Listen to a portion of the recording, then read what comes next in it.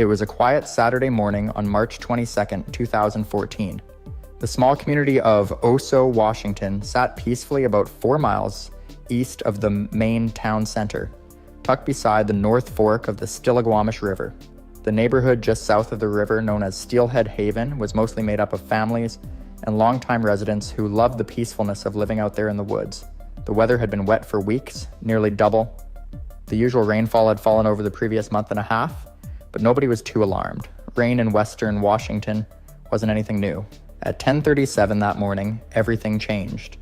Without any warning, a huge chunk of the hillside just north of Steelhead Haven suddenly gave way. In seconds, a wave of mud, trees, and broken earth came roaring across the river like a wall of destruction. People who saw it later described it as sounding like a freight train. Others called it a tsunami made of dirt. The river didn't stand a chance. It was swallowed up. The mud barreled forward, slamming directly into the neighborhood. In just moments, 49 homes and structures were buried under the thick, wet earth. Everything in its path disappeared. The debris covered an area nearly 1 square mile wide. That's about the size of 700 football fields, just to picture it. And the mud didn't just sit on top, it dug in deep, as much as 70 feet in some spots. People miles away felt the ground shake. The Pacific Northwest Seismic Network picked up the vibrations from the collapse almost instantly. Later on, scientists figured out the initial slide had lasted around 2.5 minutes, but there were aftershocks and smaller slides that continued for hours. Emergency responders were on the scene as fast as they could get there. Helicopters from the nearby Naval Air Station on Whidbey Island flew in, and local firefighters and medics from all over Snohomish County rushed to help, but the situation was already devastating. What they found was a complete disaster zone. In those first few hours, 8 people were pulled from the debris alive. That gave families hope. But as the day turned to night, it became clear that many people had not made it out in time.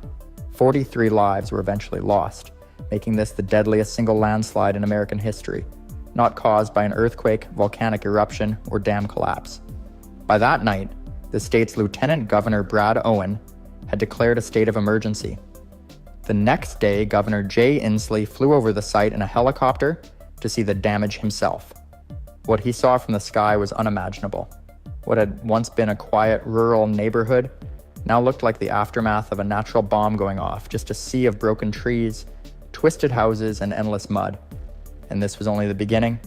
After the deadly landslide hit Oso on the morning of March 22, 2014, the scene left behind was nearly impossible to believe. Trees were ripped from the ground like weeds. Homes had been picked up and tossed or buried under thick, heavy layers of mud and debris. It wasn't just a collapse, it looked like the land itself had exploded. What once had been a peaceful riverside neighborhood, known as Steelhead Haven, was now an unrecognizable field of destruction stretching over 1 square mile. Rescue efforts began almost immediately, even though access was incredibly difficult. The massive flow of mud had completely blocked off State Route 530, the main road in and out of the area. This made it nearly impossible for emergency crews to get to the site quickly. Some responders had to arrive by helicopter. Others took back roads through the mountains, some of which were still covered in snow. Despite the danger, more than 100 first responders showed up that day from all around Snohomish County and neighboring counties. Firefighters, police, paramedics, and volunteers all joined forces. Even the Navy's search and rescue team from Whidbey Island got involved. They all worked together, digging through the muck with whatever they had, from heavy equipment to their bare hands. As they worked, everyone was holding out hope for survivors. On that first day, 8 people were rescued from the debris and rushed to nearby hospitals. Some had been trapped in what was left of their homes. Others were found clinging to pieces of wood barely above the mudline. Every minute counted and the clock was ticking fast. But even as help poured in, the weather remained a major challenge. The ground was still soaked from weeks of rain leading up to the slide. It made the mud deep, sticky, and unstable. Equipment would get stuck, roads kept washing out, and the river itself, the North Fork of the Stillaguamish, had been completely blocked by the slide, creating a massive backup of water. Officials worried that if the natural dam gave way, it could cause even more damage downstream. A flash flood watch was issued just in case. Meanwhile, the community of Oso and nearby Darrington, a small mountain town about 16 miles east, were essentially cut off. Supplies had to be airlifted in, and families desperately waited for any word about their missing loved ones. The scope of the disaster became clearer by the hour. Entire families were unaccounted for. Some homes had vanished without a trace. As night fell on March 22nd, the Lieutenant Governor of Washington declared a state of emergency. The next day, Governor Jay Inslee flew over the scene. What he saw from the air was heartbreaking. A vast brown wasteland where a tight-knit neighborhood used to stand. And still, the rescuers worked. Mud-caked and exhausted, they searched on, refusing to give up hope. Behind them, the mountains stood silent, as if holding their breath. The search would only grow larger in the coming days, and the heartbreak deeper. In the days following the landslide, search and recovery efforts became a grueling, round-the-clock mission. Crews were no longer hoping for a miracle. They were now searching for the missing and trying to bring closure to grieving families. The wall of mud had buried everything under layers that reached up to 75 feet in some spots. The scale was staggering and the conditions remained brutal. As more federal resources arrived, including teams from FEMA and the National Guard, the operation grew in both size and complexity. Hundreds of workers took part in a carefully coordinated effort. Cadaver dogs were brought in to locate human remains. GPS mapping tools helped chart out the disaster zone in small sections. Every day, workers braved thick, unstable ground that could shift without warning. Heavy machinery slowly cleared debris, but many areas could only be reached by foot. Volunteers waded through cold, muddy water, searching for signs of life or loss. The river, still blocked by the natural dam, was rising slowly behind the slide, creating fears of a secondary flood. Engineers worked urgently to carve a new channel and relieve pressure on the fragile barrier. Meanwhile, the community pulled together in powerful ways. Churches opened their doors to families in need. Local restaurants cooked meals for rescue teams. Donations poured in from across the state and beyond. Blankets, supplies, and financial help for displaced residents. The town of Arlington, located west of the slide, became a staging point where families waited anxiously for news. Identification of the victims proved difficult. Many bodies were found far from where their homes had stood, carried by the force of the debris. Personal items, toys, clothing, photo albums were retrieved and set aside, each one a clue to someone's life. Medical examiners worked carefully to identify remains and provide answers to families who had been left in limbo. By the end of the first week, more than 30 people were confirmed dead.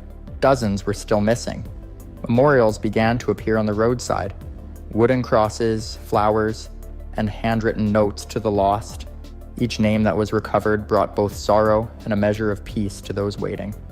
There was also growing scrutiny over how such a tragedy could happen. Questions emerged about whether the area had been safe to build on in the first place. The hillside that collapsed had a long history of instability. Past slides had occurred in the same location, including one large event in the year 2006, but a few people seemed to have known the full risk, and now those decisions were under the microscope. Still, the focus remained on the people. The victims, the survivors, and the hundreds of workers doing the hard and heartbreaking job of recovery. Every shovel of mud, every item found, every name spoken aloud, it all mattered deeply. This was no longer just a rescue effort. It had become a solemn promise to honor those who were lost and stand by the families left behind. In the weeks that followed the landslide, Washington state and federal officials began a deeper investigation into what had gone wrong. The shock of the disaster gave way to tough questions. Questions about land use, environmental oversight, and public safety. Geologists and engineers were among the first to study the collapsed site in detail. They discovered that the slide had started high on a hillside known to have moved before. Layers of loose, water-saturated soil had given way all at once. What had made this event different was its speed and violence. The slope did not slump gradually, it exploded outward in a single catastrophic motion. Experts found that rainfall had played a major role. March had been one of the wettest months on record in the region. The saturated ground became unstable, and the Stillaguamish River at the base of the hill had been slowly eroding the slope for years. When the collapse came on March 22nd, everything gave way in seconds, but the science led to harder truths. Public records showed that the area had experienced multiple landslides in the past. Some maps dated back to the 1940s and showed danger zones marked clearly. A particularly large slide in the year 2006 had left behind warning signs. Despite this, homes had been rebuilt and new permits had been issued. Residents later said they had not been warned about the full extent of the risk. Some knew there had been previous slides, but few understood just how unstable the ground truly was. That lack of communication became a central concern.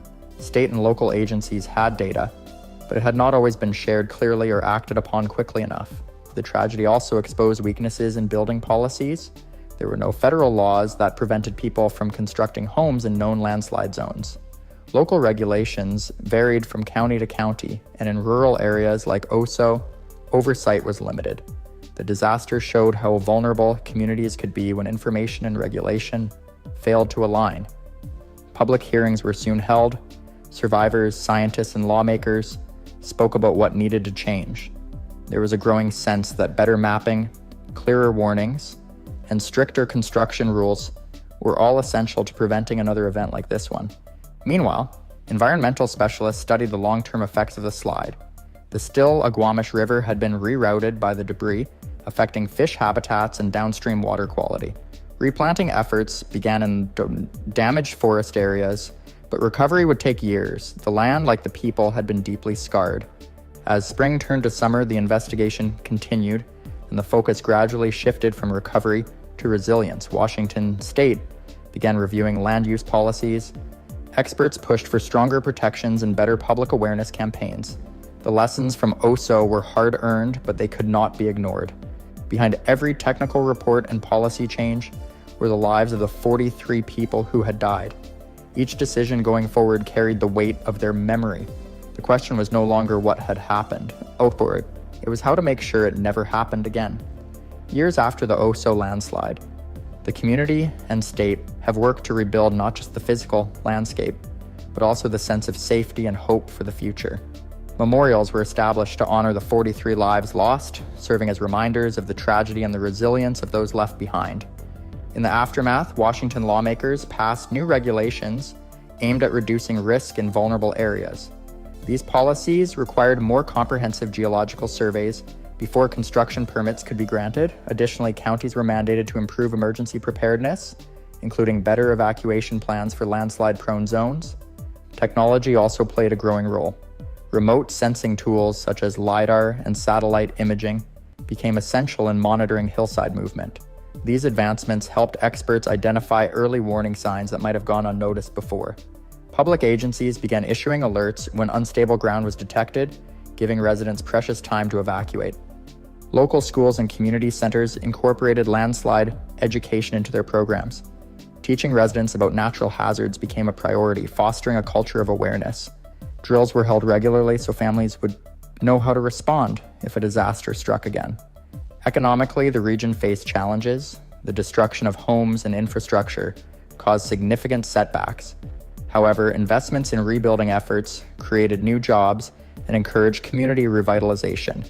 Infrastructure improvements, including stronger bridges and better drainage systems, helped protect against future floods and slides.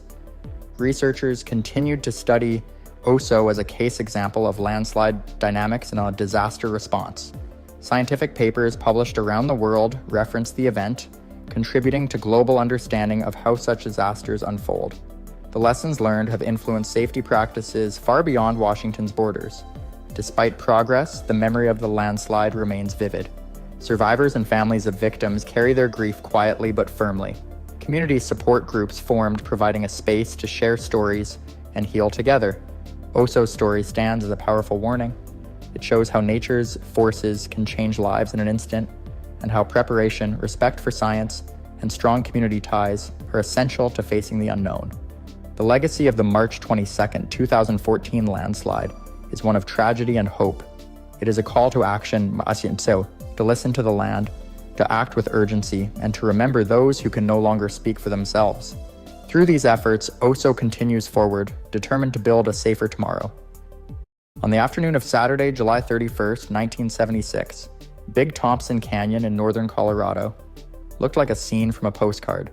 It was a warm summer weekend in the middle of the state's centennial celebrations, and the nation had just marked its bicentennial only weeks earlier. The steep canyon walls framed a ribbon of clear, cold water versus the Big Thompson River, winding through thick pine forests and sunlit meadows. Along US Highway 34, tourists and locals alike were making the most of the long summer day. This stretch of road linked the city of Loveland On the plains to Estes Park in the mountains, the gateway to Rocky Mountain National Park. For decades, families had camped along its banks, fishermen cast their lines in its gentle current, and travelers stopped at small motels or roadside cafes tucked into bends in the canyon.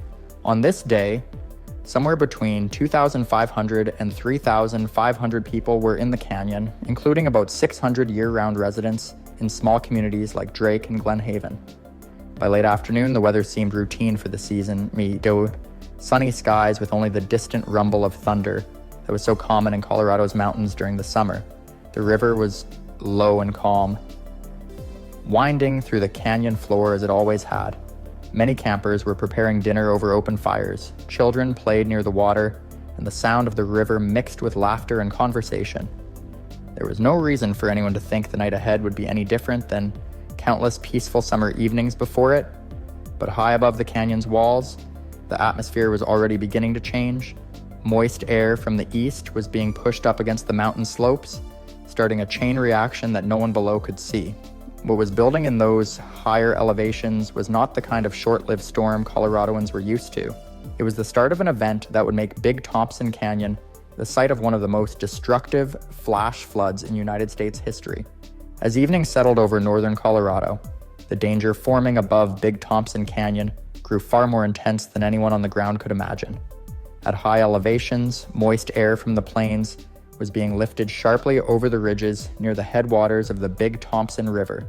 This sudden rise cooled the air rapidly, triggering the development of enormous thunderclouds. The tops of these clouds towered more than 50,000 feet into the atmosphere, a size rarely seen in the region. In most situations, strong upper-level winds would push such storms along, spreading the rainfall over a wide area. But on this night, the steering winds were nearly absent. The storm became almost motionless, releasing its full force over a relatively small stretch of mountainous terrain. By around 6:30 in the evening, rain began falling near the upper end of the canyon. Within an hour, it had intensified into an extreme downpour. Between roughly 7:30 and 8:30 p.m., an estimated 7.5 inches of rain fell in just 60 minutes. By the time the storm eased, parts of the drainage basin had received between 12 and 14 inches of rain in less than 4 hours. This single event dropped more than 3/4 of the area's average annual precipitation. In the lower reaches of the canyon, the skies remained dry and deceptively calm. Families sat on porches, campers prepared food, and no one realized that a massive surge of water was building miles away. The steep and narrow shape of the upper canyon acted like a funnel, concentrating the runoff into a roaring torrent. The river, normally a peaceful flow of a few hundred cubic feet per second, was transforming into a fast-moving wall of water filled with rocks, mud, and debris. Colorado State Patrol Sergeant Willis Hugh Purdy, positioned farther downstream, became one of the first to understand the magnitude of the threat. He drove his patrol car through the canyon with his siren on, urging anyone he could reach to get to higher ground. His final radio call, moments before the flood overtook him, would later be remembered as a haunting reminder of the storm's sudden ferocity. By around 9:30 p.m., the leading edge of the flood surged into the narrowest parts of the canyon. Witnesses would later describe a wall of churning water, 15 to 20 feet high, traveling at a speed faster than anyone could outrun. In its path, it carried trees, boulders, and pieces of cabins, the first signs of the destruction that was only beginning. The floodwaters reached the populated stretches of Big Thompson Canyon with a force few could comprehend. In the darkness, the first warning for many was a deep, continuous roar, unlike anything they had heard before. Moments later, the river exploded over its banks, turning into a torrent powerful enough to rip apart anything in its path. Cabins were torn from their foundations and carried downstream. Vehicles parked near the water were lifted as if weightless, some crashing into trees, while others vanished entirely into the current. The pavement of U.S. Highway 34 in certain sections was peeled away, leaving raw, jagged ground where the road had been only minutes earlier. Massive granite boulders, some weighing many tons, were pushed along by the flood, adding to its destructive force. Those who managed to survive often did so by reacting instantly. People scrambled up steep canyon walls, clinging to rocks and brush in the driving rain. Families were split apart in the chaos, and shouts for help were drowned out by the constant roar of water and debris. In some cases, survivors described hearing cries in the darkness, knowing that they could do nothing to help without being swept away themselves. Entire stretches of the canyon became unrecognizable within minutes. Long-standing bridges were torn away, and familiar landmarks disappeared into the churning current. The flood carried a mix of uprooted trees, smashed buildings, propane tanks, and shattered furniture, an ever-growing mass of destruction racing downstream. The force of the water was so great that in some areas it scoured the canyon floor down to bedrock. Those caught in the current were battered by debris and pulled under by whirlpools. Rescue was impossible in most places during the height of the surge, leaving hundreds of people trapped on small patches of high ground or clinging to ledges in the rain-soaked night. By the time the peak of the flood passed, the Big Thompson River was no longer a calm mountain stream, but a violent, debris-filled channel of destruction, forever changing the landscape it had once gently shaped. When dawn broke on Sunday, August 1st, 1976, the scale of the disaster became clear. Entire segments of Big Thompson Canyon were cut off from the outside world. The flood had destroyed roads, bridges, and power lines, leaving survivors stranded in isolated pockets along the canyon walls and riverbanks. The familiar route of US Highway 34 had been replaced by stretches of bare rock and tangled wreckage. Rescue operations began at first light, with helicopters becoming the only reliable way to reach many survivors. The air effort included 18 aircraft, among them the state's newly launched Flight for Life medical helicopter. Crews navigated low through the fog and rain, hovering above precarious ledges to winch people to safety. In some cases, rescue divers were lowered from the helicopters to reach those trapped near the water's edge. Over the course of 19 hours, more than 800 people were brought out of the canyon by air and by limited ground access. Many were injured, suffering from broken bones, deep cuts, or hypothermia from spending the night in wet clothing. Medical teams worked rapidly, setting up makeshift triage areas in nearby towns. The human loss was devastating. At least 144 people were confirmed dead, making it one of the deadliest flash floods in United States history. More than 250 were injured and 5 people remain missing, their bodies never recovered. The destruction to property was staggering. The flood had swept away 418 homes and 52 businesses. More than 400 vehicles were destroyed or carried far downstream. Damage estimates reached nearly $40 million at the time, the equivalent of well over $200 million in today's value. President Gerald Ford quickly issued a federal disaster declaration, unlocking emergency funds and resources for recovery. While heavy machinery began the slow work of clearing debris, residents returned to find only foundations or scattered belongings where their homes once stood. The emotional toll was immense, as neighbors and families faced the reality that their community would never be quite the same again. In the years following the Big Thompson Canyon flood of 1976, the disaster remained a defining event in Colorado's history. Memorials were built along US Highway 34, including a stone monument listing the names of the victims and a small chapel where survivors and families could gather. These quiet sites serve as lasting reminders of the lives lost and the community forever changed. The tragedy also became a turning point in how flash floods were studied and managed, and investigations by the National Weather Service and state agencies revealed how the storm's stationary nature, combined with the canyon's steep topography, created such extreme runoff. At the time, there were no effective flash flood warning systems in place for remote mountain areas. This led to significant improvements in weather radar technology, real-time river monitoring, and public alert systems. Many of the emergency communication strategies developed in the late 1970s trace their roots back to lessons learned from this flood. The disaster also influenced how roads, bridges, and riverfront properties were designed in flood-prone regions.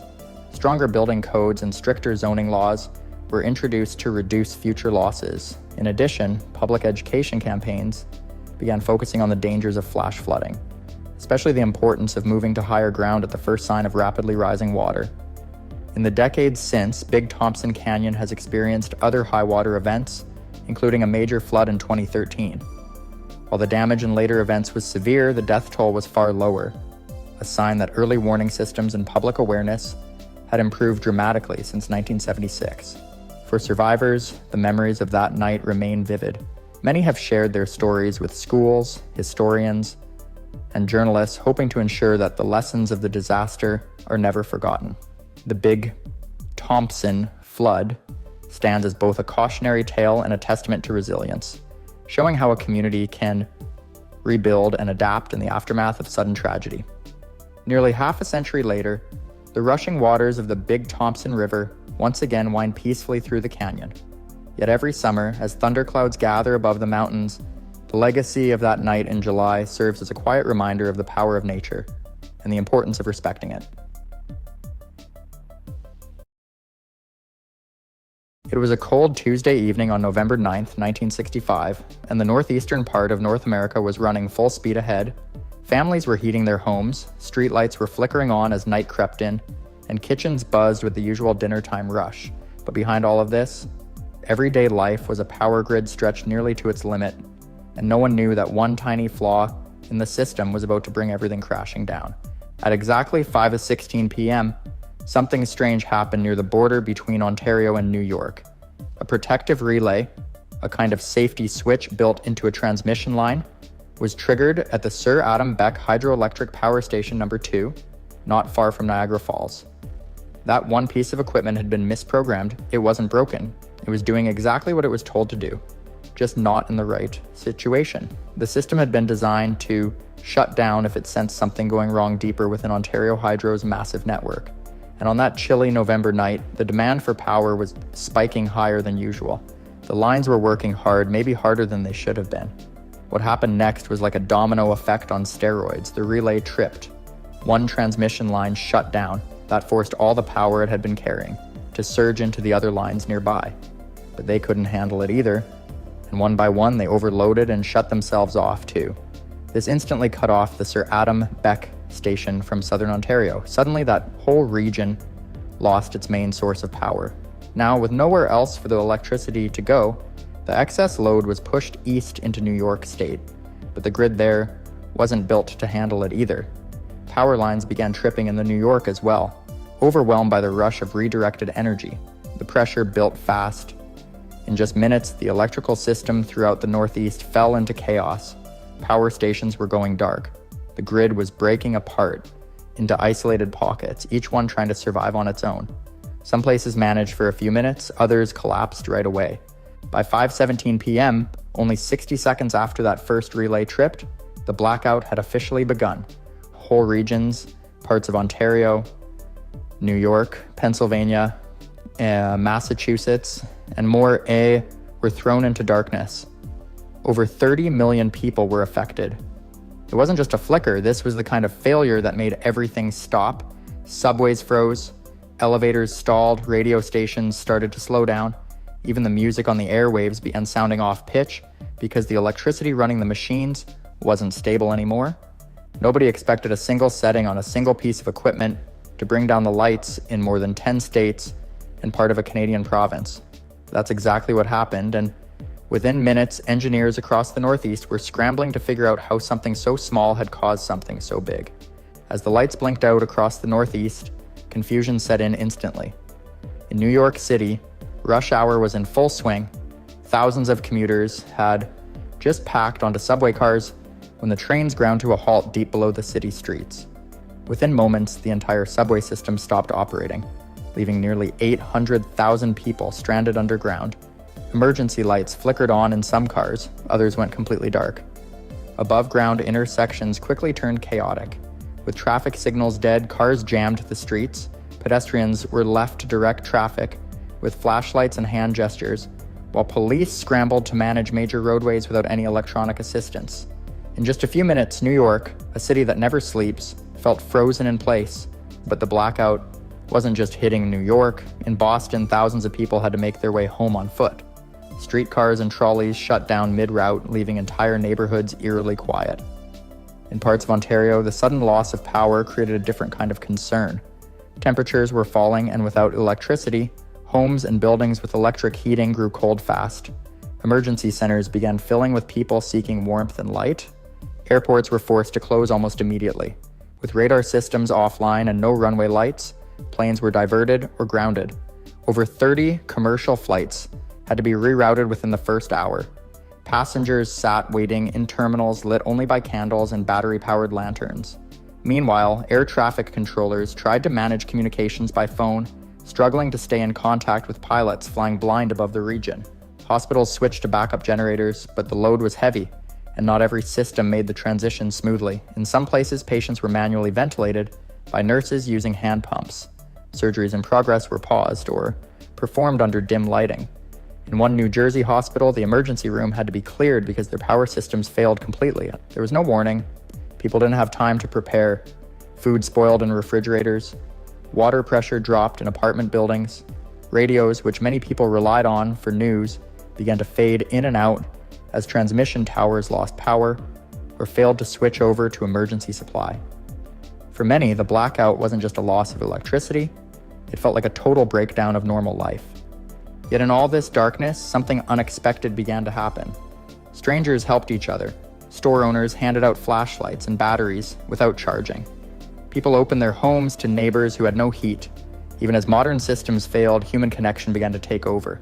And while millions tried to adapt to the silence and the dark, utility companies were just beginning to understand what they were really dealing with.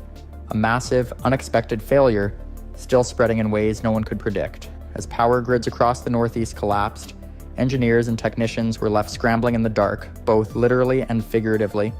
In control rooms from Pennsylvania to Quebec, blinking consoles offered little insight. Most believed at first that a single line or transformer had failed, but as hours passed, it became clear that the issue was something far more complex. What baffled experts the most was the scale. Entire regions, connected through vast networks of transmission lines, had gone silent almost all at once. The first suspicions leaned toward human error. Was a technician somewhere responsible for triggering this massive chain reaction? Others considered sabotage, a fear not uncommon during the Cold War. Military officials monitored radar systems closely, watching for signs of an attack, even though no direct evidence pointed in that direction. Still, the suddenness of the outage had a kind of surgical precision that left many uneasy. Meanwhile, workers in Ontario Hydro's control center began narrowing their search. They noticed a strange drop in power flow near the Sir Adam Beck power station in Queenston. This station, one of the largest in Canada at the time, fed power into key transmission lines that crossed into the United States. Just before the blackout spread, there had been an unexpected surge of electricity rerouted back into the Canadian grid. This was not normal. As engineers followed the trail, they landed on a crucial piece of equipment, a single transmission line near Ontario's border with New York. On that line sat a protective device, a relay designed to cut off power if the system was overloaded. It was supposed to act like a safety valve, shutting off flow to prevent damage. But something had gone wrong. The relay had tripped, not because of a massive overload, but due to a miscalibrated setting. It reacted to a perfectly normal flow of electricity as if it were a threat, and disconnected the line. That small break caused nearby lines to take on extra load, which then triggered their own safety shutoffs. The collapse began moving outward, like falling dominoes. What no one realized until that night was just how tightly interconnected the northeastern power grid had become. A problem in one small section didn't stay local. It quickly rippled across multiple states and provinces. Within minutes, the grid's entire balance fell apart. Still, even with the suspected cause in view, restoring power wasn't simple. Technicians had to carefully restart sections one at a time. Too much load added too quickly could cause another failure. It took careful coordination between companies across international borders to begin bringing the lights back. Throughout the night, the investigation deepened. Utility officials, engineers, and government leaders began to ask hard questions. How could a single faulty relay plunge over 30 million people into darkness? And if it could happen once, could it happen again? By the early hours of the next morning, the massive blackout was slowly being reversed. Electricity returned to sections of Manhattan just before dawn. In Boston, streetlights flickered on after more than 10 hours of complete darkness. Toronto and other Canadian cities saw power restored in phases as crews worked through the night with extraordinary caution. Once the worst had passed, attention shifted to public reaction, and it was not what many had feared. Despite the panic that could have erupted in such a large-scale outage, the public response was, by most accounts, remarkably calm. In New York City, thousands of people were trapped in subway cars, but most waited patiently until help arrived. Others helped direct traffic at intersections when signals went dark. In hospitals, staff worked by flashlight and candlelight to continue caring for patients. Emergency services were tested but not overwhelmed. Some looting did occur, but it was isolated. In fact, many officials noted that crime actually dropped during the blackout. The general mood, once the shock faded, turned reflective. Newspapers and radio broadcasts praised the way communities had pulled together during the crisis. In Washington, President Lyndon B. Johnson quickly took notice. He ordered the Federal Power Commission to conduct a full investigation, not just into the technical cause of the blackout, but into the design of the entire power grid. Questions were raised in Congress about how such a vast system had no built-in safeguards to prevent a single failure from spreading. Utility companies, now under heavy scrutiny, began to rethink how they monitored and controlled electricity across state and national borders. It was clear that the grid had outgrown its original structure. The rapid post-war expansion of cities and industries had pushed the system to new limits, but the planning had not kept pace. One of the biggest revelations of the post-blackout analysis was the lack of coordination between regional utilities. Each company had its own control center, its own procedures, and its own priorities. While they were physically connected through power lines, their decision-making remained disconnected. In short, the system had grown large without becoming truly unified. In response, a series of reforms began to take shape. Discussions emerged around creating shared regional oversight and better emergency response protocols. Within months, plans were proposed for more sophisticated monitoring equipment and real-time communication between utility providers. Although the blackout lasted less than one full day, its impact on infrastructure policy was long-lasting. It exposed the fragility of systems that millions depended on daily, and it brought energy planning into the spotlight like never before. The Northeast blackout of 1965 was not just a momentary power outage, it was a wake-up call that changed the way electrical systems were viewed and managed. In the aftermath, investigators, utility companies, and government officials worked together to understand what went wrong and how to prevent it from happening again. The main lesson learned was the importance of system coordination. While the grid had been interconnected to share power more efficiently, it had not been managed as a single unit. That lack of coordination allowed a single failure in Ontario to ripple through multiple states. After the blackout, both American and Canadian utilities began building more structured communication systems between regional operators. Engineers began designing new kinds of protective relays and circuit breakers. These devices would better respond to sudden shifts in voltage or frequency and isolate a problem before it could spread. Control rooms were upgraded with real-time monitoring systems, giving operators more information about what was happening across the grid at any given moment. The event also led to the creation of new institutions. In the United States, the electric industry formed the North American Electric Reliability Council in the late 1960s. Its mission was to develop standards, train operators, and ensure that different regions of the continent could work together to avoid large-scale outages. The council eventually evolved into what is now the North American Electric Reliability Corporation, still active today. On a broader level, the blackout changed how people thought about infrastructure. It showed that even the most modern systems could fail. Cities and states began to include electrical failures in emergency planning. Hospitals invested in better backup power. Schools and businesses reviewed their procedures for dealing with long outages. For the public, the blackout remained a shared memory for decades. People who lived through it often described the night as both eerie and peaceful. There was a little panic, and in many places, neighbors helped one another. It became a story passed down through generations. A reminder of how one moment of failure could bring millions to a stop and how quickly life could change without warning. Though power was restored within a day, the shadow of that night lasted much longer. It reshaped the future of electricity in North America, and it proved that preparation, cooperation, and smart design were not just technical goals, they were essential to daily life. In the roaring decade of the 1920s, Florida was a place of boundless promise, land was the new gold, and the Florida land boom brought speculators, settlers, and fortune seekers in waves. Swamps were drained, canals were dug, and new towns seemed to spring from the earth overnight. At the center of this transformation was Lake Okeechobee, its name from the Seminole words for big water. Along its southern and eastern shores stretched miles of deep black soil, rich with nutrients deposited over centuries. Locals called it muck, and to farmers, it was as good as treasure. Here, celery, beans, and sugarcane could grow in near-endless cycles, untouched by the harsh winters that gripped the northern states. This promise drew two very different groups. On one side were ambitious land developers and farmers eager to stake their claim in this agricultural frontier. On the other were the thousands of laborers who made the vision possible.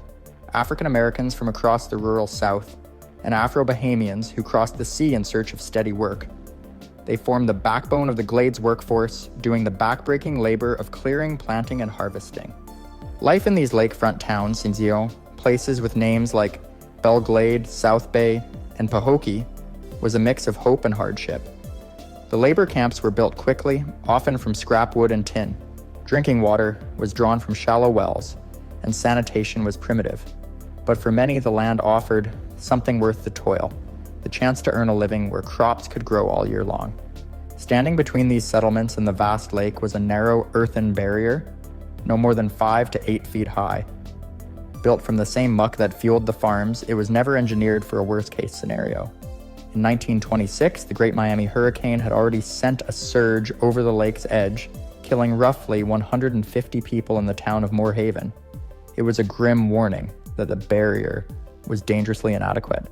But in the feverish optimism of the time, the dike was only patched, not rebuilt. By the summer of 1928, the lake was already swollen from weeks of heavy rain, its surface 3 feet higher than normal. The canals that carried water away from the glades were running full, leaving no room for more. The land and its defenses were saturated. All they needed now was a push, and far across the Atlantic, that push was already on its way. By the afternoon of Sunday, September 16, 1928, the Okeechobee hurricane had already proven it was one of the strongest storms the region had ever seen. After tearing across the Bahamas, it roared toward the Florida coastline with winds estimated near 156 miles per hour. The storm reached landfall just south of Jupiter Inlet, its massive eye spanning over 25 miles wide.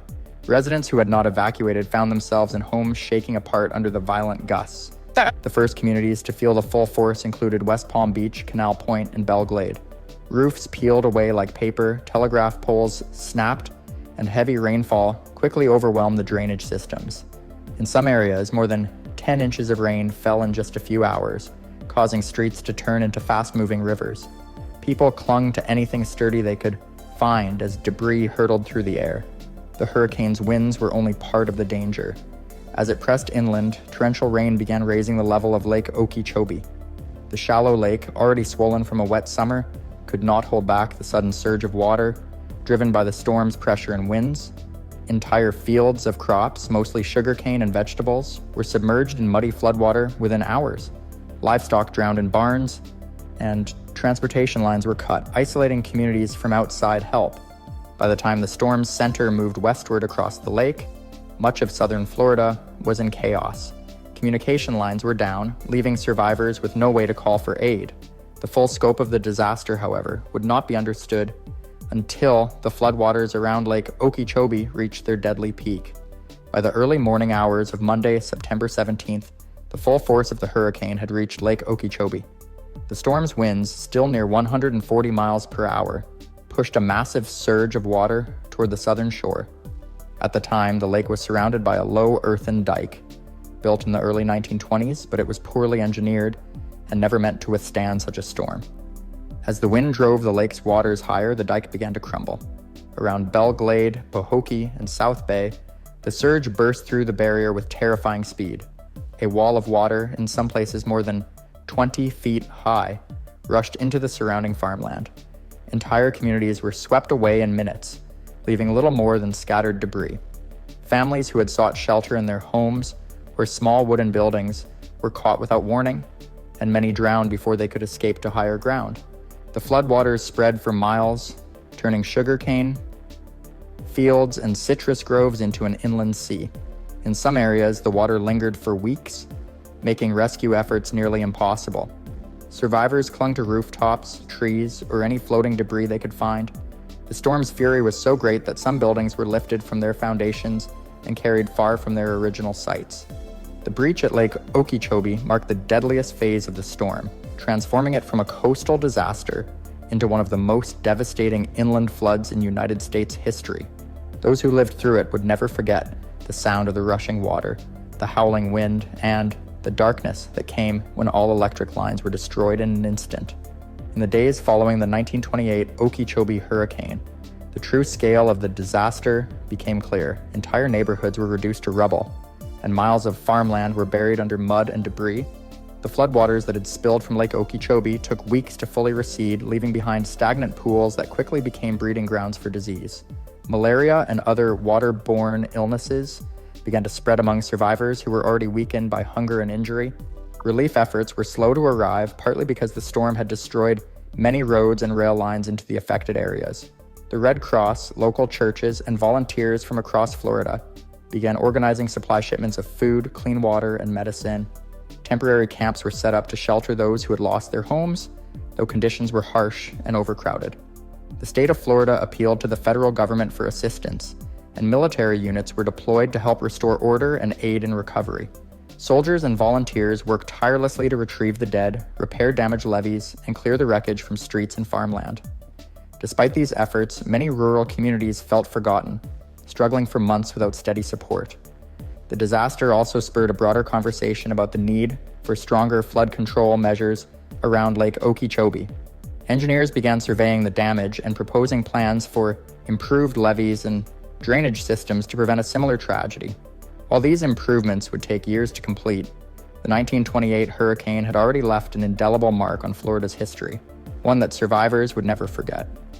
In the decades after the 1928 Okeechobee hurricane, the disaster became a permanent part of Florida's history.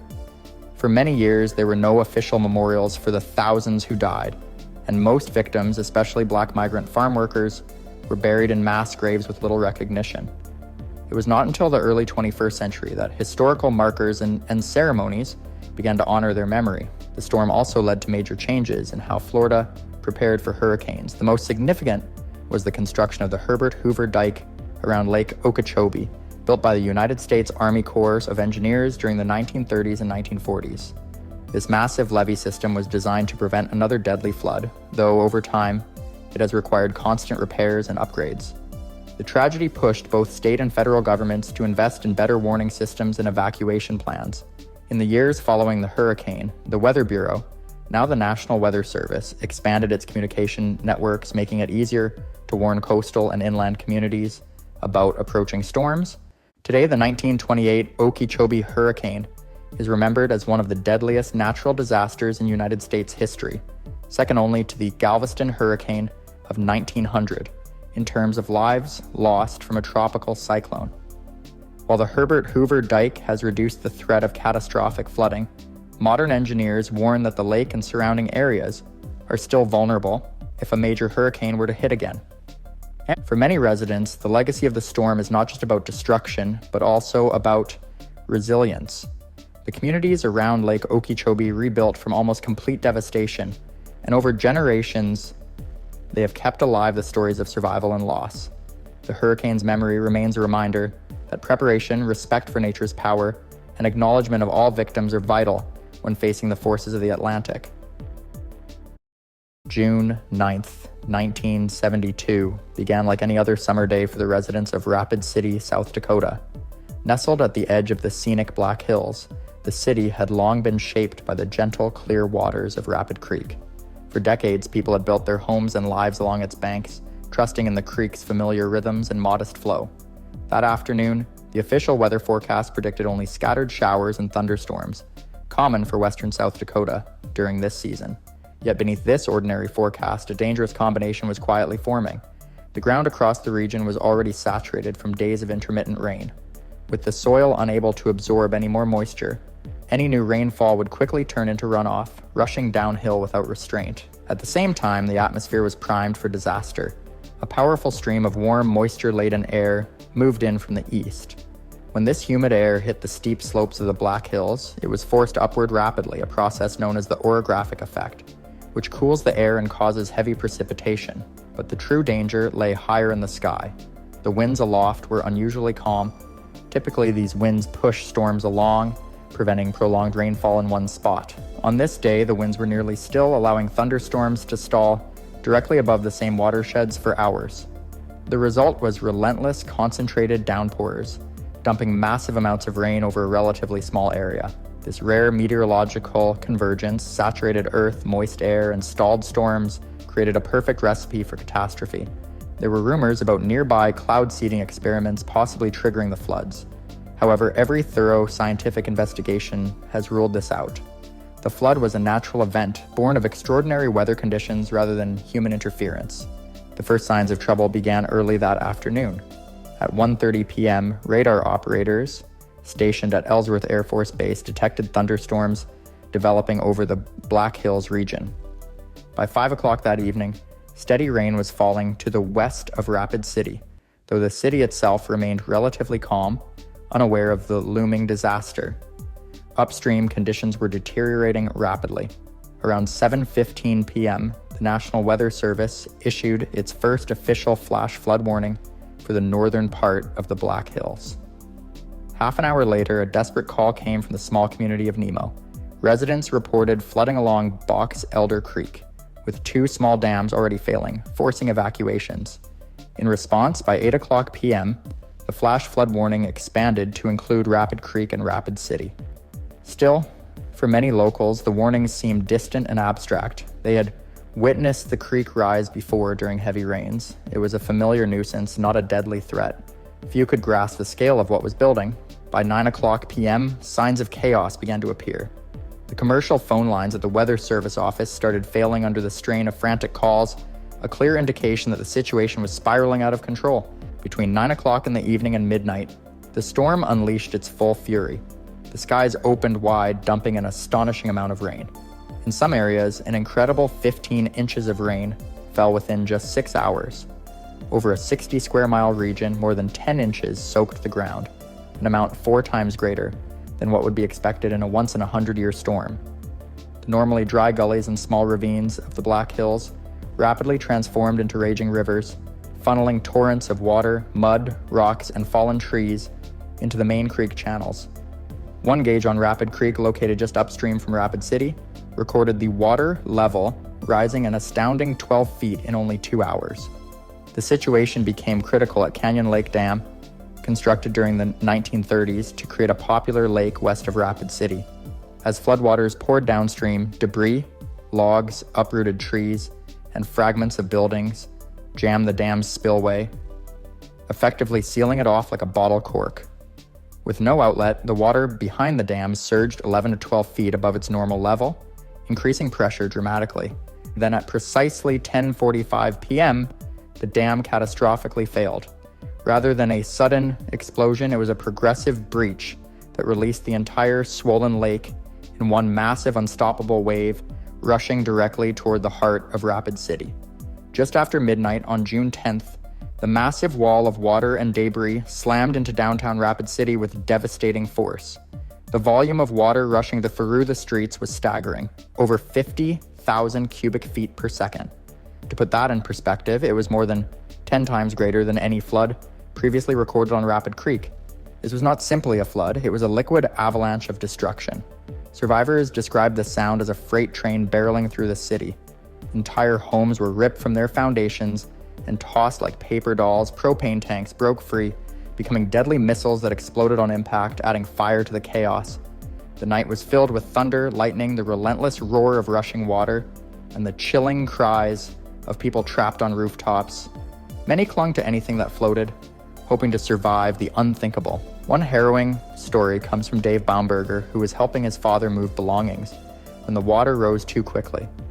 Along with 8 others, including a family with 3 young boys, they sought refuge in the attic of the tallest house on their street. Soon the entire house was uprooted and torn apart by the raging waters. Dave was thrown through the roof into the floodwaters, surviving only by clinging to a tree. Tragically, of the 9 people in that house, only 2 survived. The Masters family faced their own nightmare. Trying to escape in their truck, they were swept into trees by the floodwaters just seconds from safety. Trapped as the water filled their vehicle, Pastor Ron Masters, his wife, and daughter thought they would all perish together. In a desperate act, Pastor Masters broke a window and rescued his wife and daughter. Sadly, their 2-year-old son, Timothy, was carried away by the current and lost. Across the city, devastation was complete. 15 bridges were destroyed, more than 5,000 cars were tossed about like toys, and ruptured gas lines ignited fires that raged through the night. When the storm finally subsided, a scar of destruction cut through Rapid City unlike anything ever seen before. When the sun rose on Saturday morning, June 10th, the rain had finally stopped and the floodwaters were beginning to recede.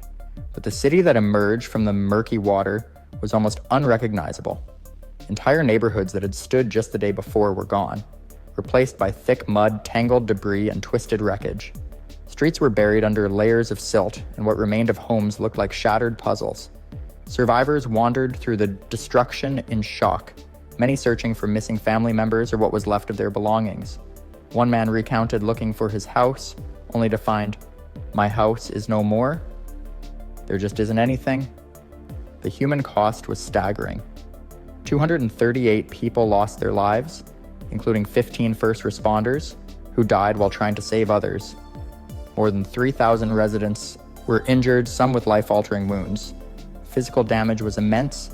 Over 1,300 homes were completely destroyed, and thousands more were severely damaged. The flood washed away 15 bridges and smashed more than 5,000 vehicles. In terms of financial cost, the damage was estimated at over $160 million in 1972, equivalent to more than $1.2 billion today.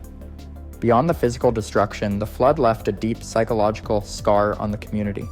Many people lost not just their homes, but their entire sense of security. The tragedy exposed how vulnerable even well-established cities could be to sudden natural disasters, especially when rare weather patterns combined with geographical risk. This grim morning marked the start of a long road to recovery for Rapid City, a city forced to confront its losses while searching for hope amid the ruins. Even as the floodwaters continued to recede, Rapid City faced an overwhelming crisis. Officials quickly set up emergency shelters in the schools, churches, and public buildings to house thousands of people who had lost their homes. These spaces became hubs of relief and hope amid the devastation. Nearby military installations, including Camp Rapid and Ellsworth Air Force Base, opened their gates and mobilized personnel to provide crucial support. They offered food, clothing, medical care, and temporary shelter, helping thousands who were displaced. Rescue teams and volunteers worked around the clock, searching for survivors, recovering bodies, and clearing debris. Local residents joined the effort, demonstrating incredible community spirit in the face of disaster. The Federal Disaster Assistance Administration, along with state and local agencies, coordinated relief efforts, while aid also arrived from other states and even international sources. The scale of the disaster attracted national attention. Donations poured in, including supplies and money to support those affected. Hospitals and clinics operated under immense pressure, treating injuries ranging from minor cuts to life-threatening trauma. Mental health services were eventually introduced to help survivors cope with the emotional toll. Despite the exhaustion and heartbreak, Rapid City's recovery efforts showed remarkable determination. Volunteers and officials pushed forward with rebuilding plans, cleanup operations, and restoring essential services. The tragedy had exposed critical vulnerabilities, but it also sparked a renewed commitment to rebuilding a safer, stronger community. In the wake of the devastating flood, Rapid City's leaders faced a critical choice: rebuild as before or change fundamentally to protect the future. Leonard Swanson, the city's public works director, delivered a bold message to the city council. He declared that no one should ever again live in what he called the deadly floodplain. This powerful statement set the course for one of the most ambitious urban renewal projects in the United States. Instead of reconstructing homes and businesses in the floodplain, the city embarked on a massive land buyout program. Entire neighborhoods along Rapid Creek were either relocated or demolished. This effort transformed the vulnerable flood zone into an expansive greenway, a series of parks, trails, and open spaces designed to absorb floodwaters and prevent future catastrophes. Today, Memorial Park stands as a lasting tribute to the 238 lives lost that tragic night. Around the city, markers show the terrifying water heights from June 9th and 10th, reminding residents and visitors alike of the disaster's immense power. The Greenway not only serves as a beautiful community space, but also a critical part of the city's flood control system, drastically reducing the risk of future destruction. While the flood of 1972 was a rare event, estimated to occur only once every 500 years, it remains a stark reminder that nature's power can strike without warning. Rapid City's response showed resilience, courage, and a willingness to learn from tragedy. The city did more than rebuild. It transformed itself to protect future generations. The story of the Black Hills flood is one of horror and loss, but also hope and renewal. It teaches us about the limits of human control over nature and the strength communities can find in the darkest times. Remembering this event is vital, not only to honor those who perished, but to ensure the lessons learned continue to save lives.